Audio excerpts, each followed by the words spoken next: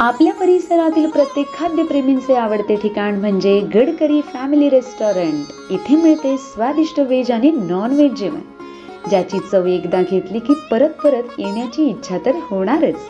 कारण येथील खास वैशिष्ट्य म्हणजे सिंधी पापड, पनीर अंगारा, व्हेज गडकरी तसेच नॉन व्हेज मध्ये चिकन तंदूर, चिकन थाली, सावजी मटण आणि बरंच काही। आणि आता आपल्या लहान मित्रांसाठी सुरू होत आहे पिझ्झा आणि बर्गर सुद्धा। शहरातील धमाल आपल्या गावात सुद्धा। तर मग नक्की या आपल्या मित्रमंडळी तसेच कुटुंबासोबत व साजरे करा आनंदाचे क्षण। Gadkari family restaurant, Talegaon, Nandur, Shingote road. यायला विसरू नका। शेतकरी एकजुटीचा विजय असो, तुळजापूर पाणी कृती समिती एकजुटीचा विजय असो, किसन दादाचा विजय असो, किसन दादाचा विजय असो, विजय असो, किसन दादा चत्तर यांचा विजय असो।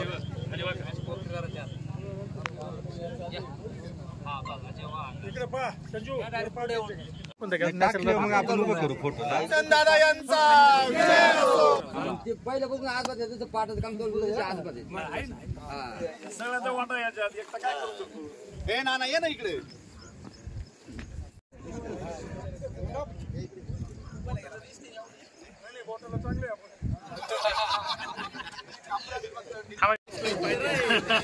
भागातील अतिशय महत्त्वाचा समजला जाणारा भोजापूर पूरचारीचा विषय गेली 40 वर्ष हा रखडला होता आणि त्याच्यावर वेळोवेळी भरपूर हे झालंय, परंतु काम झालं नाही, पाणी आलं नाही। बरेच कॉन्ट्रॅक्टर त्याच्यामध्ये आले, त्यांनी कोणत्याही प्रकारचं काम केलं नाही, फक्त त्याच्यामध्ये मलिदा खाण्याचं काम केलं।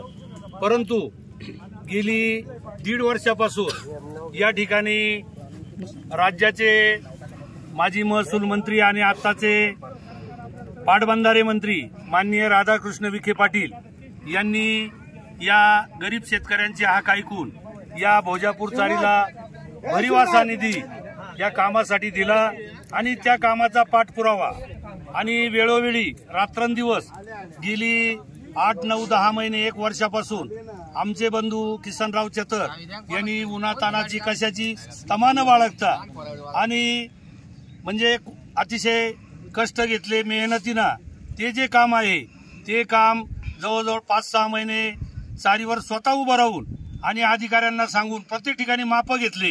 या ठिकाणी अशा प्रकारचा लेवल आली पाहिजे आणि लेवल आल्याशिवाय हे पाणी पुढे खाली येणार नाही आणि मोठ्या कष्टमय पद्धतीनं गेली म्हणजे या पाण्याच्या बाबतीमध्ये एक वेडा झालेला माणूस आणि मी पाणी आणणारच या भूमिकेनं त्यांनी प्रयत्न केले आणि त्या प्रयत्नाला यश आलं आणि ते पाणी आज आपल्या या परिसरामध्ये या नान्नजदुमाला गावामध्ये आज चालू झालेले अगदी मोठ्या प्रमाणे जे म्हणत होते की हे फार टोकाड आहे, इथं पाणी येणार नाही, हे पाणी कसं येईल, उंचावर आहे हे, आणि त्यांचं आला आज जर पाहिलं तर त्यांनी एक बातमी दिली की हे पाणी फक्त बाळासाहेब थोरात आणि कारखान्याच्या श्रेयामुळेच आलंय। मी त्यांना असं सांगू इच्छितो, या पाण्याचा श्रेयवाद कोणी घेण्याचा प्रयत्न अजिबात करायचा नाही। याच्यामध्ये जिगरीचे प्रयत्न किसन भाऊनी केलं आणि त्याच्यामुळं हे पाणी आलंय। आता या ठिकाणी येतील बरेच लोक येतील, कोणी पूजनाचा कार्यक्रम करेल आजच, म्हणजे काही बातम्या बाईट टाकायला लागल्या का नाही बाळासाहेब थोरातांनीच केलं, त्यांनी केलं, फक्त त्यांच्या बगलबच्च्यांनी त्यांना कामं दिले, त्यांनी कवडीचंही काम या चारीचं केलं नाही आणि त्यांना जर करायचं होतं तर 40 वर्षामध्ये यांनी का केलं नाही? आजच यांना थेंब सुद्धा या परिसरामध्ये आला नाही आणि हे पाण्याचं श्रेय हे नामदार राधाकृष्ण विखे पाटील, अमोल भाऊ खताळ आणि किसन दादा यांनी जी काही म्हणजे चळवळ उभी केली, या चळवळीमधूनच हे पाणी आलेलं आहे। त्याच्यामुळं याचा श्रेय घेण्याचं अजिबात जनतेला सगळ्यांना माहिती आहे, त्याच्यामुळं उगीच कुणीतरी बालिशपणा करून याचं श्रेय घेण्याचं काम करू नये ही माझी कळकळीची विनंती आहे। आणि आता हे पाणी जवळजवळ ऑगस्टमध्ये आपले बंधारे भरतात, म्हणजे कॅनल भरतोय, तर हे पाणी कमीत कमी अजून 1.5 महिना चालू राहणार आहे, 2 महिने चालू राहणार आहे। इथून पाठीमागे जर म्हणलं पाणी सोडा तर ते म्हणायचे संगमनेरला काही माळून गेला पाणी पाहायचो आपण. या भागामध्ये कधी पाणी सोडलं नाही आणि आता म्हणायला लागले का बाळासाहेब थोरातामुळे पाणी आलंय. म्हणून ही चुकीचं आहे. चुकीच्या भूलथापाला कुणी जनता बळी पडणार नाही.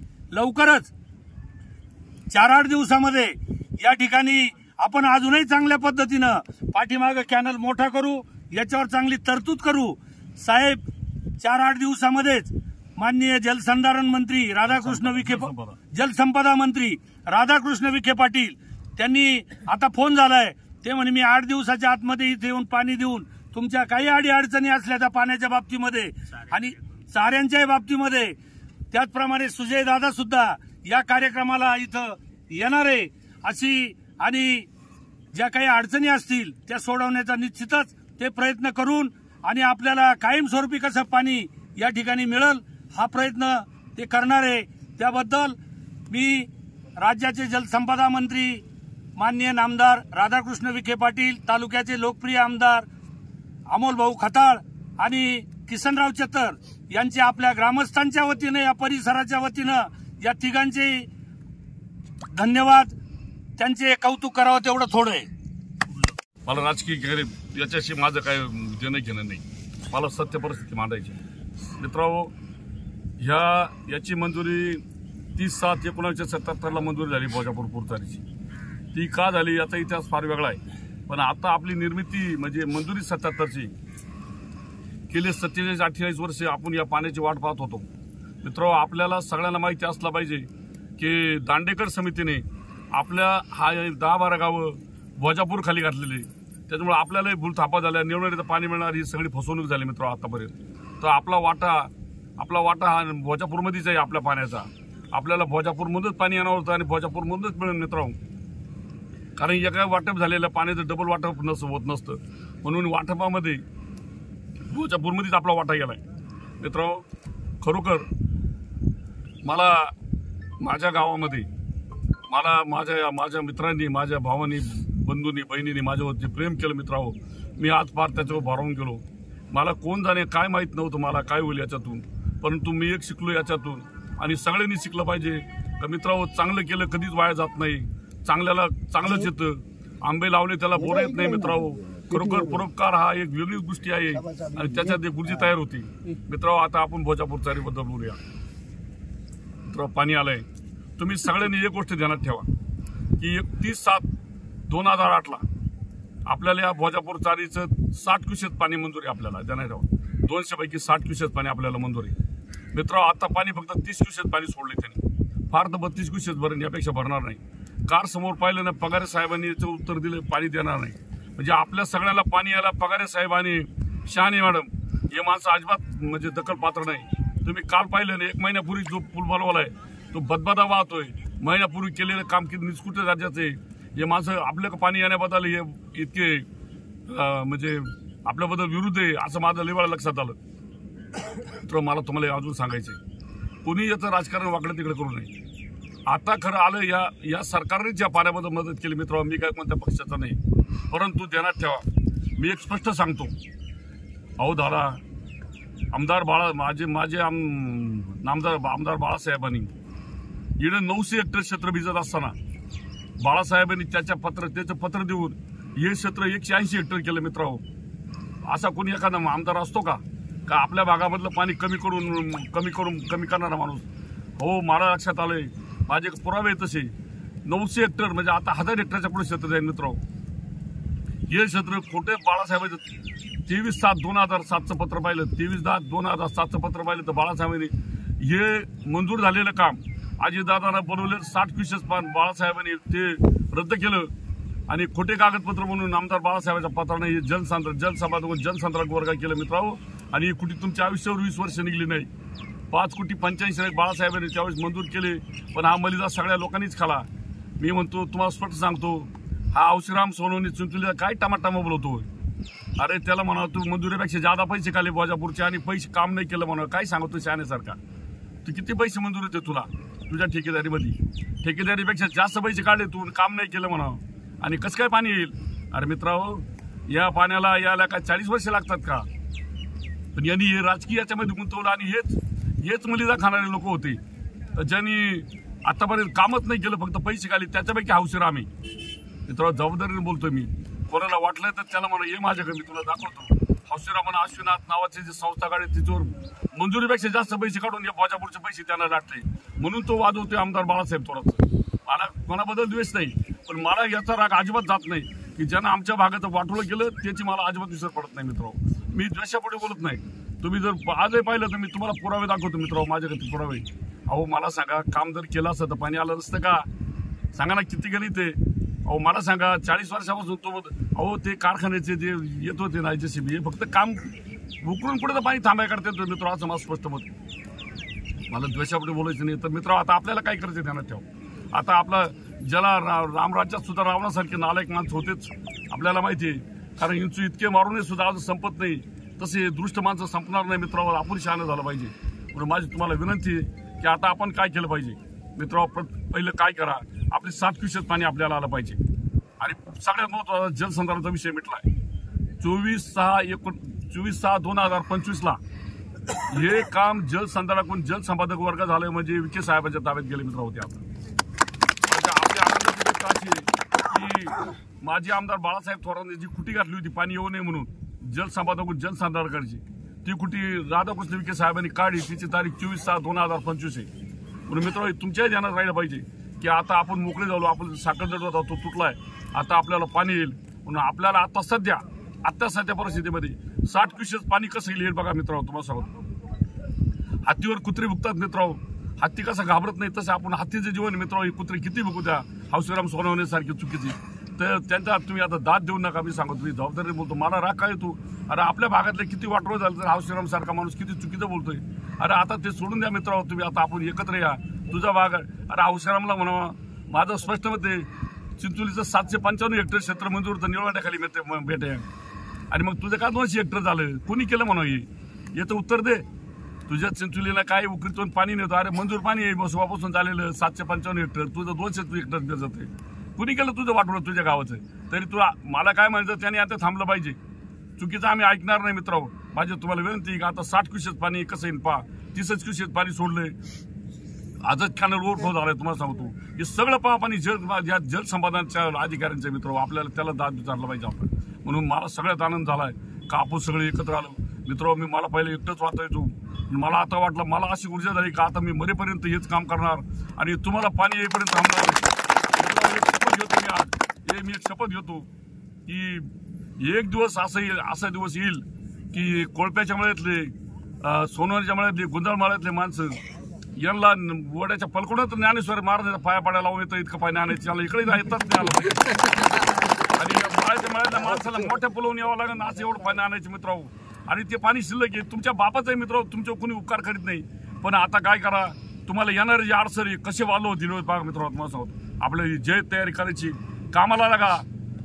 अरे पार पाणी भोजापूरमध्ये दादा, ज्यांनी ते पाप केलं भोजापूर, तर किती भोजापूर किती जाऊ द्या, त्यांचं तर वाटोळं झालं मित्रांनो. पण आपलं वाटोळं केल्यानंतर त्यांचं वाटोळं झालं मित्रांनो.